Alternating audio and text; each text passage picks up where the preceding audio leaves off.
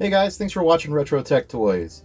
We got a lot of weird stuff going around. We're still here in quarantine, and I know a lot of other people are as well. Me and Link here, just hanging out, and I thought I'd bring you the iMac G5 to see if it's any good in 2020, to see what we can do with it, if it's a good daily driver or not.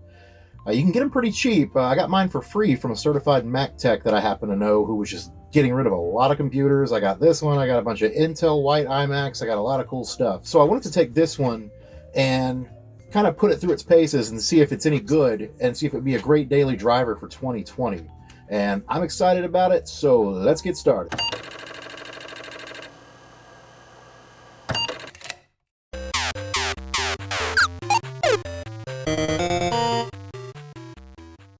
Let's see what we can do in 2020, that would still make this a daily driver. I do a lot of scripting for certain things. Sometimes I'll write a script for this show. Most of the time I don't.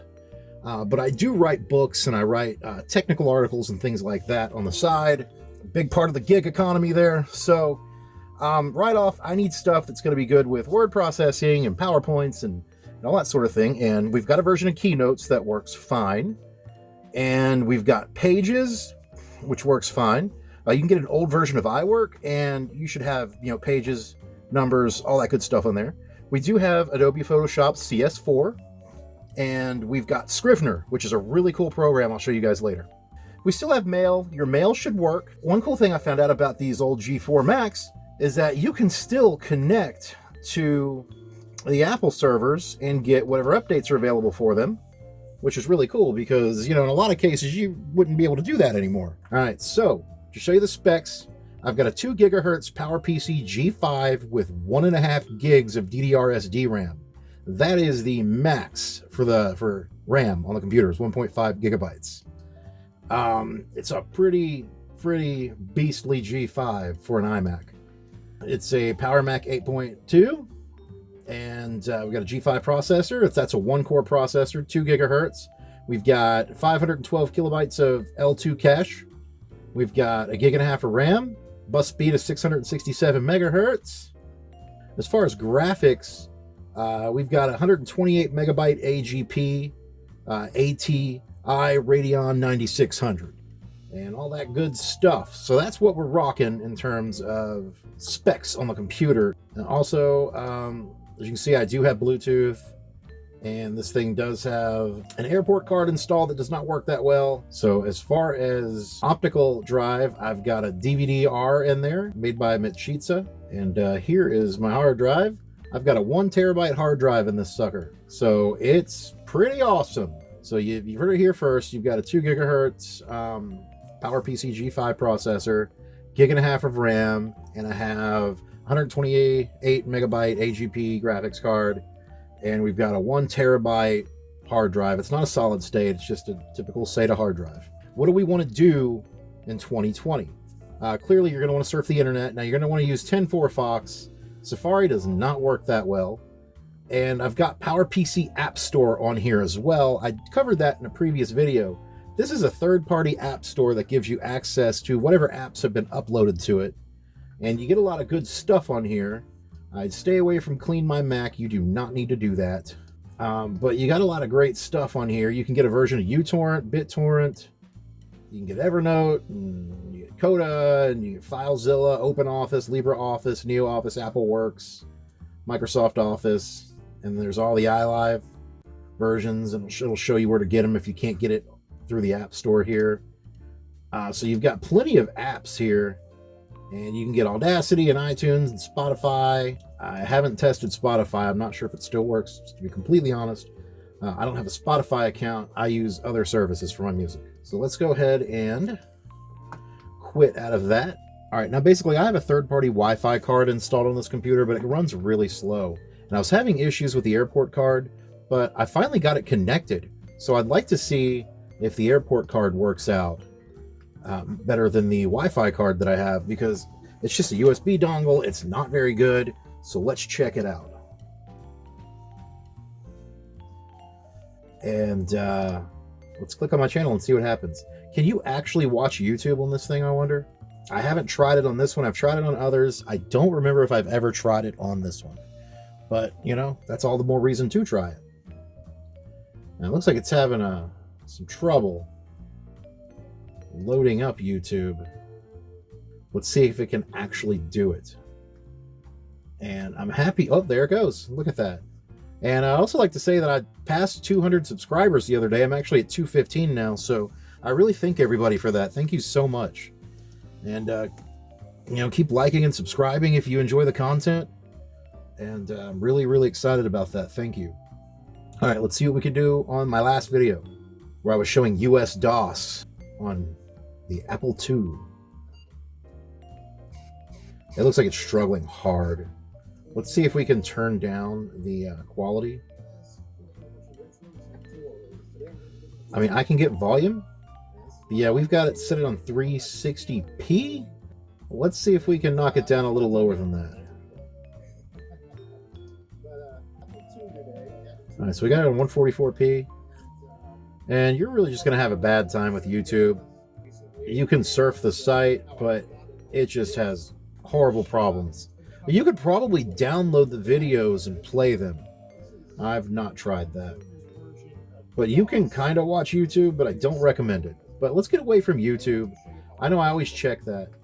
And it's pretty cool that you can use 10.4 Fox to surf the modern internet, to check out stuff on YouTube, sort of. But let's see what Safari does. I don't think it's going to give us very much. I mean, this is a very old, outdated version of Safari. Yeah, see, I'm going to just tell it to remind me later. And let's see if it'll actually let us do anything. Yeah, that is a mess. But let's see if we can watch anything. Here we go, same video. And they're either giving you a message that this browser is just not going to be supported. But, you know, let's see what happens. It doesn't hurt to see what happens. That's why we're here. I don't see much of anything going on. So let's scratch YouTube from the experience. You're not going to be doing much of YouTubing. I think there are a couple of apps that can super compress a YouTube video and allow you to watch it. But that doesn't cut it for me. So YouTube is a no. Basic internet surfing is a yes. I know this will access Gmail and a bunch of other things through 10.4 Fox. Okay? So basic internet surfing and email, it will do. In terms of can you edit graphics, I don't know if I have anything on here to edit, but I can kind of show you how CS4 Extended works. I mean, it loads up okay. And this is just a trial that I'm using right now. We can just kind of pull this up over here and do a little editing, do some text editing.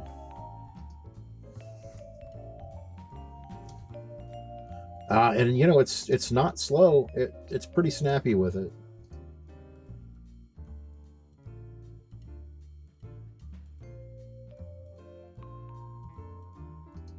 Put a drop shadow. You can do all the stuff you used to do just fine. It's pretty snappy. So as far as, like, you know, manipulating a massive graphic, probably gonna have a big problem with that. But you can always try it. You know, Photoshop does work. You're gonna probably have to stick with something like CS4, of course. And Keynote works, and Pages works, and Numbers works. So you can do all that kind of stuff. I personally wouldn't video edit on this thing. I really wouldn't. If you can edit video successfully on a single core machine, go for it. But that's not an experience I want to have. But yeah, you've got basic iTunes and a version of QuickTime that works. Okay, and finally, let's check out Scrivener. I want to show you Scrivener, which is a fantastic program. And let's just cancel out of that. This is an older version of Scrivener, so it's like, hey, you need to activate, but it is activated. This version of Scrivener is not sold anymore, but if you ever did buy Scrivener version 2 for another Mac, you can download this and install it and use your Scrivener 2 serial. So Scrivener is a really cool thing. It's a really cool program. You can write, it's got templates for like recipes and lectures and poetry and script writing and nonfiction and fiction, and or you can just set a blank thing up and name it whatever you want. And it works really well on a Power PC still. So, You know, it's snappy. I mean, look at that. It's great.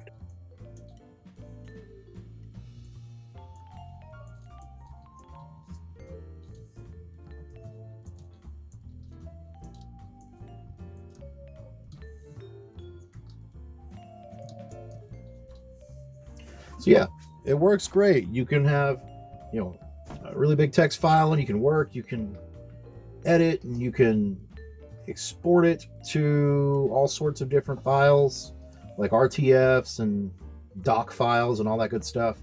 I know the newer version of Scrivener you can save to an EPUB. I'm not sure if you can do that on here. Let's see, I've not tried.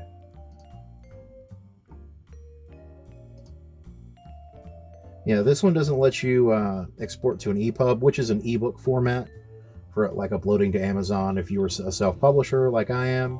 But you can save as a web page. You can save, you know, RTF and doc and all sorts of stuff. And you can save it as plain text.